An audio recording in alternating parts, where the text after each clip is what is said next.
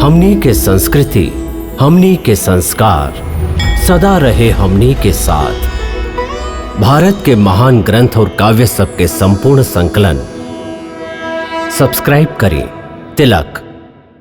याद रखा पार्थ कि अधर्म के साथ देवे वालन के विनाश अधर्मियन के लेखा ही होखेला, और जे तोहरा तरह धर्म के मार्ग से हट चला और धर्म पर चले वालन के साथ ना देवेला, वो अनजाने में ही अधर्म के ही साथ देवेला, अधर्मियन के सहायता करेला।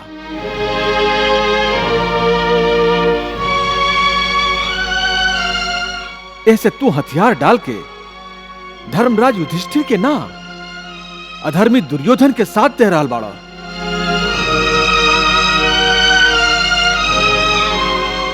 हे अर्जुन, तुम महात्मा बाड़ा, महात्मा जे दूसर खातिर जियलन और दूसर खातिर मरेलन।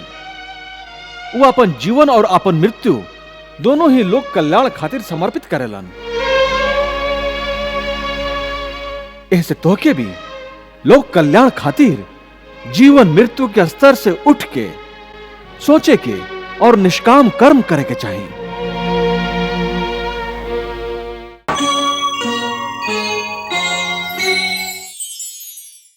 हे अर्जुन, जीवन देवे वाला और जीवन लेवे वाला हम हैं, जन्म भी हम हैं।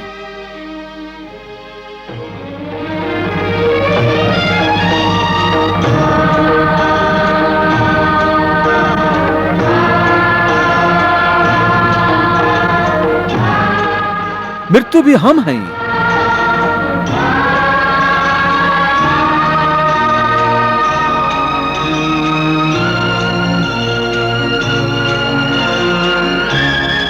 हे अर्जुन, जे अज्ञानी हमार निंदा करेलन, हमार बतावल कर्म योग के ना अपनावेलन, वो नष्ट हो जालन। काहे कि जे अहंकारी होखेलन, वो अपन अहम से बंधाइल होखेलन। ऐसे अपना आप के समर्पित ना करेलन।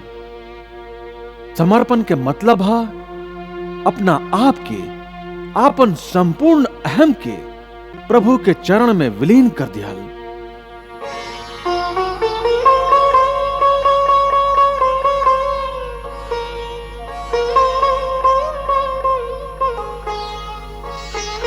एह तरह जे संपूर्ण समर्पण करेलन, वो चाहे संसार के सबसे बड़ा दुराचारी भी होके, हम ओकरा के तत्काल आपन शरण में लेके निष्पाप कर देला।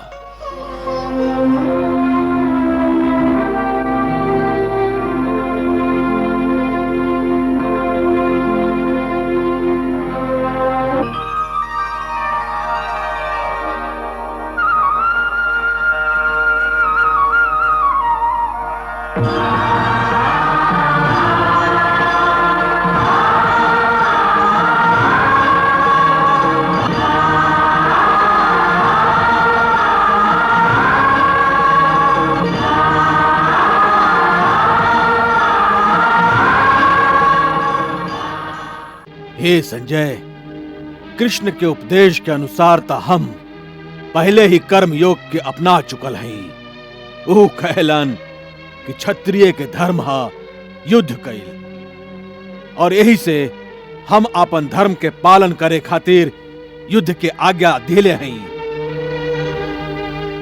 फिर तात वेद व्यास हमके आपन कर्तव्य करे मतलब युद्ध करे से काहे रोकत रहन। युद्ध के भीषण संहार के दायित्व हमरा पर काहे रखत रहन। क्षमा करी महाराज, यदि हम एकर उत्तर दे दें तो आपके मन के हमार उत्तर ना भाई। संजय, हम तो के अभय देते हैं। ऐसे तू स्पष्ट रूप से बतावा कि यह संबंध में तुहार मन का कराला। महाराज, जेकरा आप कर्म योग के नाम दे रहल हैं, वो असल में निष्काम कर्म योग ना रहे।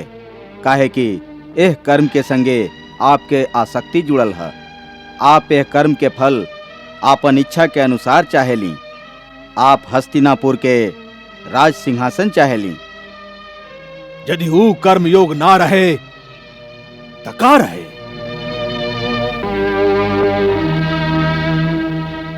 डेरा मत संजय, बतावा।